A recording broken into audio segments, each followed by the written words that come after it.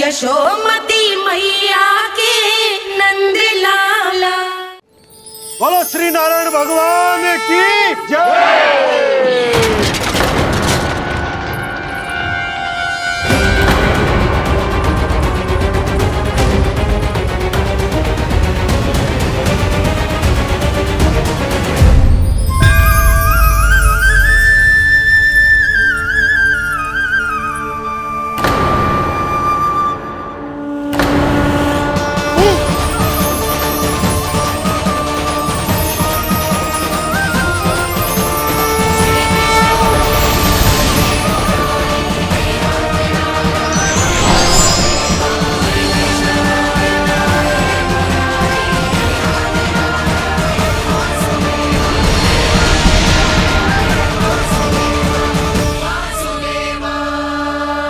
प्रभु,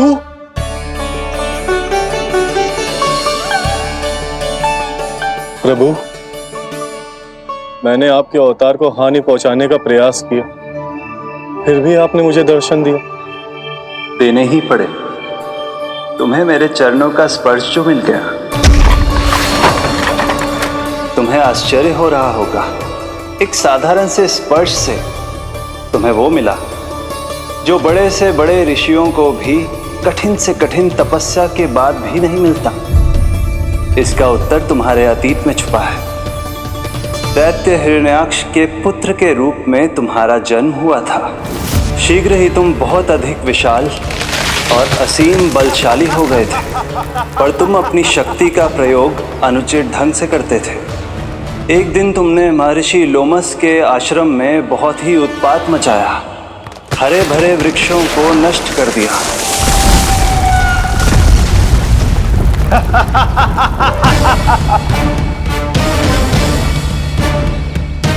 देख क्या रहे हो ऋषिवर? ये विशाल वृक्ष भी मेरे इस विराट तन के आगे कुछ भी नहीं है।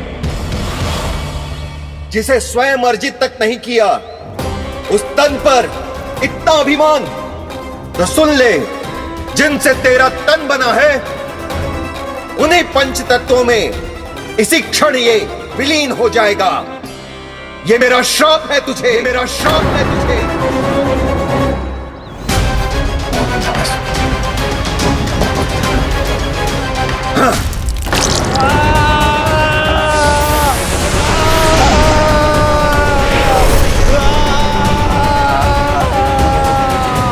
पर तभी तुम्हें अपनी भूल का आभास हुआ और ऋषि लोमस से तुमने क्षमा याचना की। क्षमा करे ऋषिवर, क्षमा करे। मैं मूर्ख, अभिमानी हूँ, अज्ञानी हूँ, परंतु आप तो दया के सागर है। कृपा करे ऋषिवर, कृपा करे।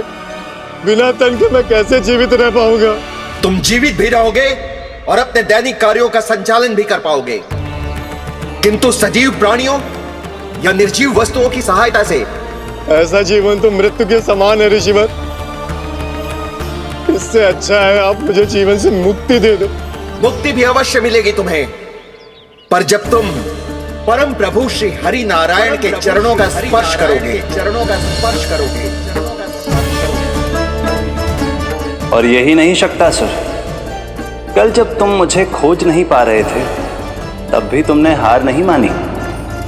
7 प्रहर तक 7 बार मेरी और मेरे गोकुल की परिक्रमा की। इस क्रम में तुमने अनजाने में ही अपना पश्चाताप पूरा किया और पुण्य अर्जित कर लिया। इसलिए मैं तुम्हें मोक्ष प्रदान करता हूं। इसलिए मैं तुम्हें मोक्ष प्रदान करता हूं।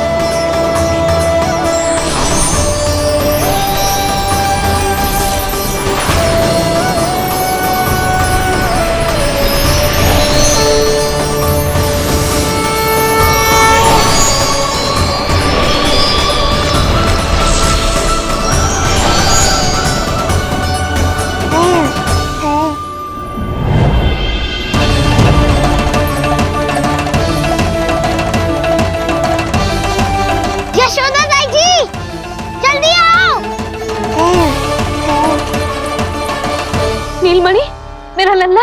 लल्ला, तुझे कुछ हुआ तो ना है ना? तुम ठीक तो है ना? मेरा नीलमणि, मेरा प्यारा बच्चा।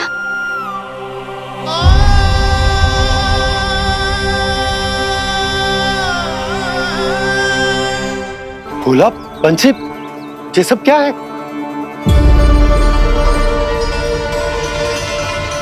उज्जवल, ये किसने करो है? और देख, कहानी मत सुनाइयो। उज्जवल पुत्र, कैसे हुआ ये सब? किसने किया? और किसने? महाबली नीलमणि ने बड़ी ताई जी।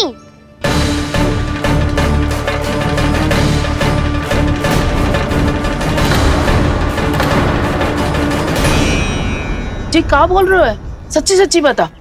लो, फिर फंस गया उज्जवल। मैं सच्ची कह रहा हूँ।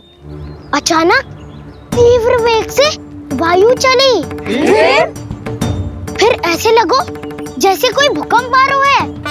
और फिर जब मैंने देखा तो ये सकट अपने आप हिल रही थी, खड़खड़ खड़खड़ खड़खड़ खड़खड़। फिर मैंने साहस दिखाया और उस सकट को रोकने का प्रयास करो। पर सकट ना रुको, जे हिले ही जा रहा था, खड़खड़ खड़खड़ खड़खड़ खड़खड़ खड़खड़ खड़खड़। और फिर ऐसे ही हिलते हुए अचानक से आगे बढ़कर सीधा नीलमणि के ऊपर चला आए हो। और फिर सकट भी हिल रहा था, खड़खड़ खड़खड़, और सकट का सामान भी हिल रहा था, थरथर थरथर। ऐसा लगो जैसे सकट नीलमणि को कुचलने को।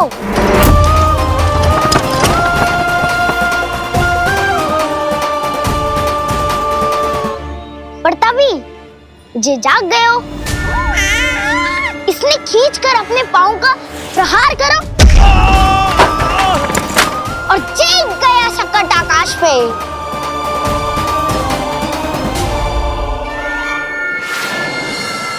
और फिर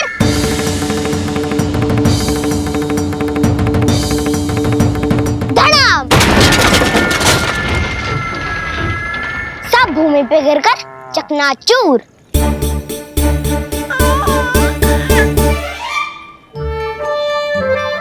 मैं सच्ची कह रहा हूँ ताई जी, नीलमणि के पैर का स्पर्श होते ही वो सकट ऐसे वायु में उड़ी जैसे कोई फूल। अच्छा, और जो तेरे हाथ में ये माखन है, ये भी अपने आप उड़ के आ गया होगा ना? हाँ, मैं सच्ची कह रहा हूँ। सदा बड़पोलापन, ये अच्छी बात ना है लल्ला। सत्य बता। मैया, मैं सत्य बोल रहा हूँ। ये सकट अपने आप ही आयो था और नीलमणि के प्रहार करते ही दूर जा गिरो। अरे, ये बड़बोले से पूछने से अच्छा है कि हमें स्वयं विचार करना चाहिए कि ये सकट टूटा कैसे। हाँ नंदराज, हाँ, हम भी आरती के लिए भीतर चले गए थे। हाँ।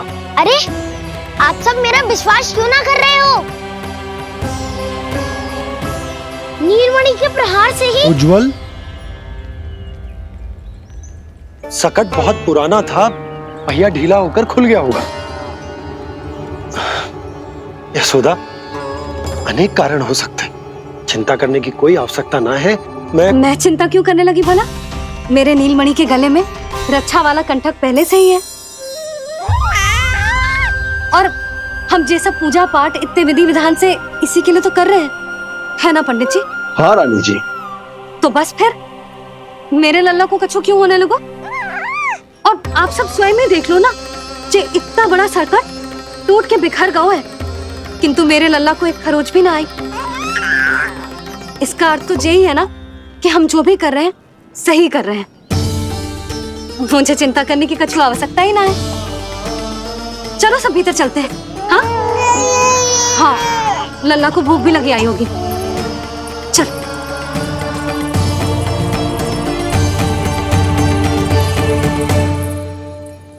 नंदराज जी, अब हमें भी आज्ञा दीजिए। प्रणाम पंडित जी। ध्यान कहाँ था तुम दोनों का? और अधिक सावधान रहने की आवश्यकता थी ना? क्षमा कीजिए नंदराज।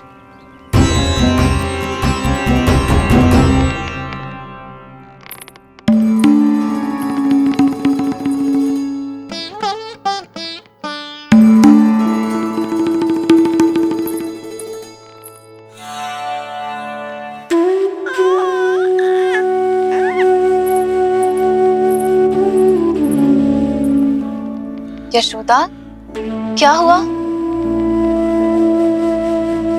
बोलो ना, क्या सोच रही हो? मुझे बहुत चिंता हो रही है जीजी। मेरे लल्ला के साथ कुछ ना कुछ दुर्घटना होती रहती है। अरे, अभी बाहर ही तुम सबको समझा रही थी, अब भीतर आते ही क्या हो गया तुम्हें? बाहर समझाने वाली मैं ना थी जीजी, वो तो गोकुल की रानी जसोदा थी। किंतु भीतर से मैं अपने नीलमणि की मैया हूं, बस। और एक मैया को कितनी चिंता होती है, इसे आपसे अधिक कौन जान सकता है। बहुत बड़ा धक्का लगा है मैया को इस घटना से। अब तो ये मेरी रक्षा के लिए और भी अधिक चिंतित हो जाएंगी। यंत्र का कंठक, पूजा पाठ, इतने सारे प्रहरी, सुरक्षा के प्रबंध, यदि इतने सबके बाद भी मैं अपने लल्ला की रक्षा न कर पाई तो मुझसे अधिक अभागी कौन हो सकती है। मैं तुम्हारे मन की दशा समझती हूँ यशोदा। इसी चिंता के कारण ही तो मैंने आज तक अपने पुत्र को छुपा कर रखा है। मैं जानती हूँ जीजी, मैं समझती हूँ।